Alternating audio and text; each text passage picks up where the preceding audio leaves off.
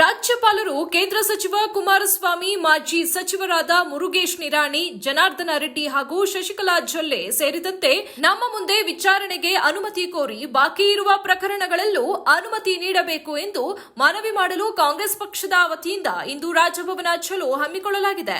ರಾಜ್ಯಪಾಲರು ಕಾಂಗ್ರೆಸ್ ವಿರುದ್ಧ ಪಕ್ಷಪಾತದಿಂದ ವರ್ತಿಸುತ್ತಿದ್ದಾರೆ ಎಂದು ಆರೋಪಿಸಿ ಕೆಪಿಸಿಸಿ ಅಧ್ಯಕ್ಷ ಡಿಸಿಎಂ ಡಿಕೆಶಿ ನೇತೃತ್ವದಲ್ಲಿ ಕೆಪಿಸಿಸಿ ನಾಯಕರು ರಾಜಭವನಕ್ಕೆ ಮೆರವಣಿಗೆ ನಡೆಸಿದ್ರು.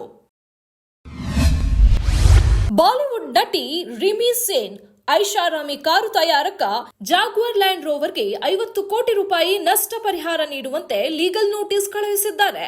ರಿಮಿ ಸೇನ್ 2020ರಲ್ಲಿ 92 ಲಕ್ಷ ಮೌಲ್ಯದ ಲ್ಯಾಂಡ್ ರೋವರ್ ವೇರಿಯಂಟ್ ಖರೀದಿಸಿದ್ರು.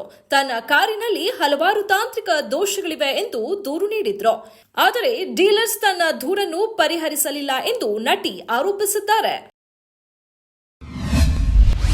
ಖ್ಯಾತ ತಮಿಳು ನಟಿ ರಾಧಿಕಾ ಶರತ್ ಕುಮಾರ್ ಅವರು ಮಲಯಾಳಂ ಚಲನಚಿತ್ರದ ಸ್ಥಳವೊಂದರಲ್ಲಿ ನಟಿಯರ ಬೆತ್ತಲೆ ದೃಶ್ಯಗಳನ್ನು ಸೆರೆ ಹಿಡಿಯಲು ಹಿಡನ್ ಕ್ಯಾಮೆರಾವನ್ನು ಬಳಸಿರುವ ಬಗ್ಗೆ ಆಘಾತಕಾರಿ ಸಂಗತಿಯನ್ನು ಬಹಿರಂಗಪಡಿಸಿದ್ದಾರೆ.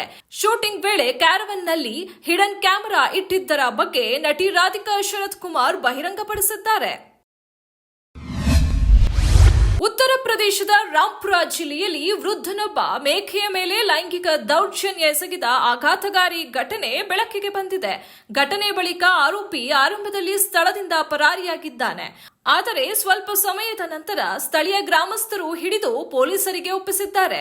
ರಾಂಪುರದ ಶಹಬಾಸ್ ಪೊಲೀಸ್ ಠಾಣೆ ವ್ಯಾಪ್ತಿಯ ಹಳ್ಳಿಯೊಂದರಲ್ಲಿ ಈ ಆಘಾತಕಾರಿ ಘಟನೆ ನಡೆದಿದೆ.